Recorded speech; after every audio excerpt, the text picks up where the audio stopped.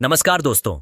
चलिए जानते हैं उत्तर प्रदेश के हर जिले, हर गांव की छोटी बड़ी खबरों को सिर्फ 10 मिनट में। और वीडियो पसंद आए तो हमारे न्यूज चैनल को सब्सक्राइब करना ना भूलें। बीजेपी अब बंगाल का जंगल राज खत्म करेगी। बिहार की जीत के बाद गरजे मोदी। बिहार में एनडीए की बड़ी जीत के बाद प्रधानमंत्री नरेंद्र मोदी ने पार्टी मुख्यालय में कार्यकर्ताओं को संबोधित करते हुए कहा कि इस जीत ने नई ऊर्जा दी है। उन्होंने दावा किया कि बिहार की जीत बंगाल में बीजेपी की विजय का मार्ग तैयार करेगी। शहाबुद्दीन के बेटे के लिए अखिलेश यादव ने किया था प्रचार। जीत गए ओसामा शाह। बिहार चुनाव में महागठबंधन का प्रदर्शन कमजोर रहा, जबकि सीएम योगी के प्रचार वाली अधिकांश सीटें एनडीए ने जीती। उधर सपा प्रमुख अखिलेश यादव जिन क्षेत्रों में उतरे, वहां ज्यादातर सीटों पर महागठबंधन हार गया। हालांकि राजद उम्मीदवार ओसामा शाहब शहाबुद्दीन के बेटे को अखिलेश के प्रचार का लाभ मिला और वे रघुनाथपुर से विजय रहे। बाल दिवस पर अनोखी पहल। चलती मेट्रो में हुआ बच्चों का आधार नामांकन। देश का पहला शहर बना लखनऊ। लखनऊ में बाल दिवस पर अनोखी पहल हुई, जब चलती मेट्रो में पहली बार बच्चों का आधार नामांकन किया गया। यूआईडीआई और यूपी मेट्रो की इस संयुक्त पहल ने शहर को देश का पहला ऐसा स्थान बना दिया। आंचलिक विज्ञान नगरी व इंदिरा गांधी नक्षत्रशाला में भी बच्चों के आधार एवं अनिवार्य बायोमेट्रिक अपडेट के विशेष शिविर लगाए गए। कांग्रेस नेता राहुल गांधी बोले, हम ऐसे चुनाव में जीत हासिल नहीं कर सके जो शुरू से निष्पक्ष नहीं था। कांग्रेस नेता और लोकसभा में प्रतिपक्ष नेता राहुल गांधी ने बिहार विधानसभा चुनाव परिणाम को चौंकाने वाला बताया। उन्होंने कहा कि महागठबंधन ऐसे चुनाव में जीत हासिल नहीं कर सका जो शुरू से ही निष्पक्ष नहीं था। राहुल ने एक्स पर बिहार के करोड़ों मतदाताओं का आभार व्यक्त करते हुए गठबंधन पर विश्वास जताने के लिए धन्यवाद दिया। बिहार में एनडीए की जीत पर यूपी में जश्न। जगह जगह कार्यकर्ता डांस के साथ आतिशबाजी कर मना रहे खुशी। बिहार में एनडीए की जीत के बाद उत्तर प्रदेश में भाजपा कार्यकर्ताओं ने जोरदार जश्न मनाया। लखनऊ में ढोल नगाड़ों पर नृत्य हुआ और आतिशबाजी के बीच नेताओं ने इसे जनता के भरोसे की बड़ी जीत बताया। उन्होंने कहा कि विपक्ष लगातार भ्रम फैलाता रहा, जबकि फैसला स्पष्ट रूप से भाजपा के पक्ष में गया। बाबा बागेश्वर की सनातन यात्रा में शामिल हुए राज्यपाल शिल्पा शेट्टी। देखें किसका नंबर ढूंढ रही एक्ट्रेस। बाबा बागेश्वर की सनातन यात्रा में शुक्रवार को शिल्पा शेट्टी और राजपाल यादव के शामिल होते ही माहौल और भी गर्म हो गया। यात्रा के दौरान दोनों सितारों की मुलाकात का वीडियो वायरल है, जिसमें शिल्पा हंसते हुए कहती दिखी कि वह राजपाल यादव का नंबर ढूंढ रही थीं और उनके हालिया इंटरव्यू की तारीफ करती नजर आई। केंद्रीय मंत्री जितिन प्रसाद बोले, $1 ट्रिलियन की अर्थव्यवस्था बनने की दिशा में आगे बढ़ रहा है UP. Indo US business summit 2025 में केंद्रीय मंत्री जितिन प्रसाद ने कहा कि उत्तर प्रदेश $1 ट्रिलियन की अर्थव्यवस्था बनने की दिशा में तेजी से आगे बढ़ रहा है। उन्होंने बताया कि एक्सप्रेसवे, इलेक्ट्रॉनिक्स निर्माण, आईटी और अनुकूल औद्योगिक माहौल प्रदेश को भारत का सबसे गतिशील ग्रोथ इंजन और वैश्विक निवेशकों के लिए आकर्षक गंतव्य बना रहे हैं। बिहार चुनाव नतीजे तेज प्रताप खेसारी लाल यादव हारे, जानिए वीआईपी सीटों का हाल। बिहार चुनाव नतीजों में नीतीश। आप सभी लोगों की आज जीत हुई है। जितने अलीनगर के जितने लोगों ने मुझे आशीर्वाद दिया है, आज आप सभी लोगों से जीत हुई है।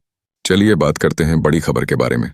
विधानसभा चुनाव 2025 में भोजपुरी सिनेमा के सुपरस्टार खेसारी लाल यादव ने जब छपरा सीट से चुनाव लड़ने का ऐलान किया तो उनके चाहने वालों में जबरदस्त उत्साह देखने को मिला। प्रचार के दौरान उन्होंने भी खूब भीड़ जुटाई और अपनी लोकप्रियता का पूरा इस्तेमाल किया। लेकिन अब मतगणना शुरू हो चुकी थी और शुरुआती रुझानों में खेसारी लाल यादव पीछे चल रहे थे। छपरा सीट पर मुकाबला बेहद दिलचस्प होता दिखाई दे रहा था। यहाँ खेसारी लाल यादव के अलावा 2 बड़े दलों के उम्मीदवार भी मैदान में हैं, जिनके पास मजबूत संगठन और जमीनी पकड़ है। ऐसे में खेसारी लाल को टक्कर मिल रही है। राजनीतिक जानकारों का मानना है कि खेसारी लाल की लोकप्रियता भले ही फिल्मों और मंचों पर खूब चलती हो, लेकिन राजनीति का मैदान अलग होता है। यहाँ सिर्फ चेहरा नहीं बल्कि संगठन, रणनीति और स्थानीय मुद्दों की समझ भी जरूरी होती है। ये वजह है कि शुरुआती रुझानों में खेसारी लाल पिछड़ते नजर आ रहे हैं। हालांकि अभी मतगणना जारी है और कई राउंड बाकी है, इसलिए तस्वीर पूरी तरह साफ नहीं हुई। उनके समर्थकों को अभी भी उम्मीद है कि आगे चलकर बाजी पड़ सकती है, लेकिन फिलहाल जो संकेत मिल रहे हैं वो खेसारी लाल के लिए चिंता का कारण है। चलिए बात करते हैं अगली बड़ी खबर के बारे में। एक समय बॉलीवुड में अपनी किस्मत आजमाने मुंबई युवा चिराग पासवान ने शायद कभी नहीं सोचा कि नियति उनके दुने देश की राजनीति, विशेषकर बिहार राजनीति का सबसे बड़ा प्रभावशाली चेहरा बना देगी। अभिनेत्री कंगना रनौत के साथ फिल्मी दुनिया में डेब्यू करने वाली चिराग ने पर्दे पर रोमांस और एक्शन दिखाया, लेकिन आज वह लोग जनशक्ति रामविलास की बागडोर संभालते हुए बिहार के सबसे बड़े युवा नेताओं में शुमार हो चुके हैं। जहां उनके पिता दिवंगत रामविलास पासवान देश की राजनीति में एक कदावर नाम थे, वहीं चिराग ने एक्टिंग को अपना पहला प्यार मानते हुए मुंबई की चकाचौंध में कदम रखा। लाखों की भीड़ में उन्होंने अपनी पहचान बनाने की कोशिश की और फिल्म मिल मिले ना मिले से शुरुआत की, लेकिन बॉलीवुड तेज रफ्तार में वह अपने लिए प्रेक्षित मुकाम हासिल नहीं कर पाए। बॉलीवुड में अपने कदम जमाने की कोशिश के कारण ही दौरान चिराग को पिता की विरासत ने राजनीति की ओर खींच लिया। अपने पिता के मार्गदर्शन में चिराग ने धीरे धीरे जनता के बीच अपनी पेठ बनाई। उनकी सादगी, आधुनिक सोच और युवाओं से जुड़ने की क्षमता ने उन्हें बिहार की नई पीढ़ी का पसंदीदा नेता बना दिया। राजनीति में प्रवेश के बाद उन्होंने तेज से अपनी पार्टी लोजप रामविलास की जिम्मेदारी संभाली और अपने प्रभाव को आगे बढ़ाया। चलिए बात करते हैं अगली बड़ी खबर के बारे में। 2024 के बिहार विधानसभा चुनाव में एनडीए को मिल रही % जीत के बाद केंद्रीय मंत्री चिराग पासवान ने बड़ा बयान दे दिया है। शुक्रवार को 14 नवंबर 2025 को मीडिया से चिराग पासवान ने कहा कि एनडीए के बहुमत का आंकड़ा पार करने पर बिहार की महान जनता को बधाई और धन्यवाद दिया। इस दौरान उन्होंने आरजेडी और तेजस्वी यादव पर हमला भी किया। चिराग पासवान ने कहा कि 2020 में हम लोग एकजुट हुए तो हम लोग इतना ही शानदार प्रदर्शन करते। आरजेडी 5 साल से अहंकार की पार्टी बनी थी। हाल ही में तेजस्वी यादव ने कहा था कि महागठबंधन की जीत होगी और 18 को शपथ लेंगे। इस पर तंज कसते हुए यहां हम आपके लिए बीजेपी, जेडीयू, एलजेपी और एचसीएम एनडी के अन्य विजेता उम्मीदवारों की पूरी लिस्ट लेके आए हैं। एनडी के विजेता उम्मीदवारों की लिस्ट देखने से पहले यह भी जान लें कि महागठबंधन क्या है और आरजेडी और कांग्रेस के नेतृत्व वाली विपक्षी महागठबंधन 40 से कम सीटों पर सिमटता दिख रहा है। यहां हम एनडीए के सभी उम्मीदवारों का नाम दे रहे हैं। जैसे विजेताओं की घोषणा होगी वैसे वैसे नाम भी अपडेट होते रहे। से बात करते हैं। विनिंग कैंडिडेट हैं नंद किशोर राव और कुल मत इनको मिल रहे हैं AR 5 कुंगुम 14 और जीत का अंतर है इनके लिए 35T6HC नरकटियागंज से संजय कुमार है जो विनिंग लिस्ट में आ रहे हैं। कुल मत है इनके 160 जिसकी इनकी जीत का अंतर है 2T6। बात करते हैं 3 नंबर पर भगवा पर राम सिंह की बात करें तो 1606,875 वोट। बात करें इनकी जीत का अंतर तो 613 वोटों की। लोरिया की बात करें विनीय बिहार 9,500 बात करें जीत का अंतर 206 नूतन की बात करें तो नारायण प्रसाद 85 जीत का अंतर है।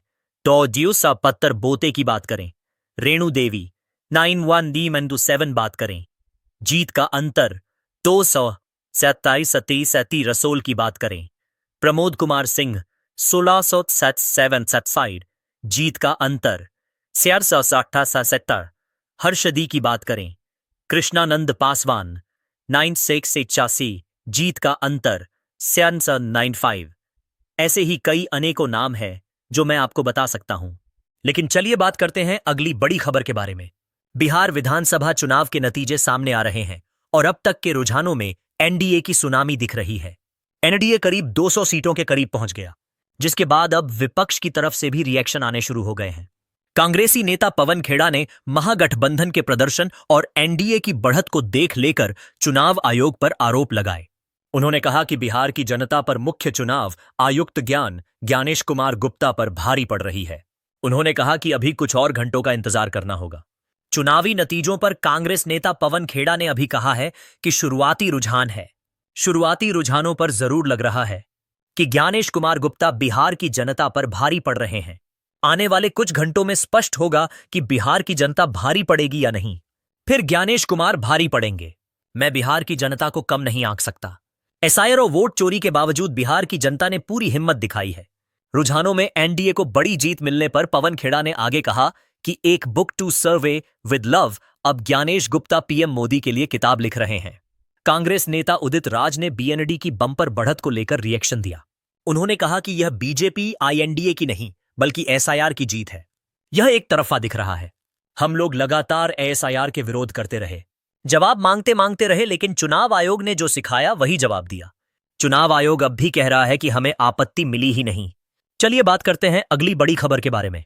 आरजेडी सुप्रीमो लालू प्रसाद यादव के छोटे बेटे तेजस्वी यादव राघवपुर सीट से चुनाव जीत गए हैं। इस सीट पर 32 राउंड में गिनती हुई। इसके साथ ही वे लगातार तीसरी बार राघवपुर से विधायक बनने जा रहे हैं। तेजस्वी यादव ने अपने निकटतम प्रतिद्वंदी बीजेपी प्रत्याशी सतीश कुमार को हराया है। गिनती के दौरान कई राउंड में तेजस्वी पीछे भी हुए। कई बार तो ऐसा लगा कि वह हार भी सकते हैं। तेजस्वी यादव को 1,787 वोट मिले हैं। दूसरे नंबर पर रहे बीजेपी के सतीश कुमार को 104 वोट मिले हैं। इस बार राघवपुर विधानसभा सीट से निकालना तेजस्वी यादव के लिए काफी चुनौती भरा माना जा रहा है। यही वजह रही कि कई बार राबड़ी देवी, मिसा और भारती और रोहिणी आचार्य को भी इस क्षेत्र में चुनाव प्रचार करने के लिए जाना पड़ा।